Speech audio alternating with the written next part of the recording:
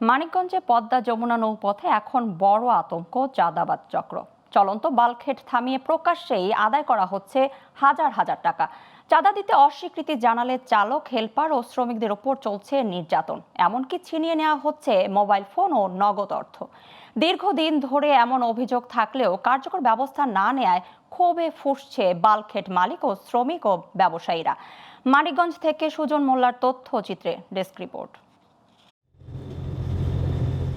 পদ্মা যমুনা নৌপথে প্রতিদিন শত শত বালুবাহী বাল্কহেড চলাচল করে। মানিকগঞ্জের হরিরামপুর, শিবালয়, ঘিওর, দৌলতপুর এবং সিরাজগঞ্জ থেকে দেশের বিভিন্ন অঞ্চলে পৌঁছে যায় এসব নৌযান। কিন্তু পণ্য পরিবহনের এই গুরুত্বপূর্ণ নৌপথ এখন সংঘবদ্ধ চাঁদাবাজ চক্রের দখলে। অভিযোগ, ৬ থেকে ৮টি ইঞ্জিন চালিত নৌকা ও স্পিডবোটে ঘুরে বেড়ানো ১০ থেকে ১২ জনের সশস্ত্র দল চলন্ত বাল্কহেড থামিয়ে প্রতিটি নৌযান থেকে ৫ থেকে ১৫,০০০ টাকা পর্যন্ত চাঁদা আদায় করছে।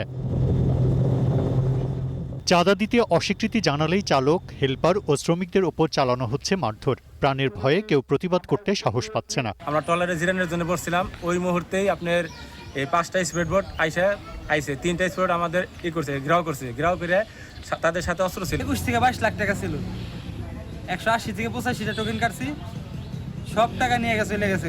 বেপরোয়া হয়ে ওঠা এই চাঁদাবাজির প্রতিবাদে সম্প্রতি হরিরামপুরে বিক্ষোভ মিছিল ও মানববন্ধন করেন বাল্কহেড মালিক, শ্রমিক ও ব্যবসায়ীরা। তাদের অভিযোগ, দীর্ঘদিন ধরে প্রকাশ্যে চাঁদাবাজি চললেও প্রশাসনের তৎপরতা না থাকায় অপরাধীরা আরো সাহসী হয়ে উঠছে। আজকে আমার বলগেট থেকে চাঁদাবাজি এবং ডাকাতি কইরা 7-8টা বলগেট থেকে ব্যাটারি এবং বিভিন্ন সরঞ্জাম নিয়ে গেছে, ক্যাশ টাকা নিয়ে গেছে। যতটুকু এটা সম্পূর্ণ বেআইনি এবং অবৈধ, তাদের কোনো কাগজপত্র নাই। বিআইডব্লিউ যদি কোথাও কোনো ইজারা দেয়, ওইখানে বিআইডব্লিউ এর একটা টোল থাকে। তবে হরিরামপুর থানার ওসি বলেন, অভিযোগ তদন্ত করে প্রয়োজনীয় ব্যবস্থা নেওয়া হবে। পদ্মা নদীটা টোটালি নৌ পুলিশের আওতায়, যদিও এটা হরিরামপুর থানা এলাকার ভিতর।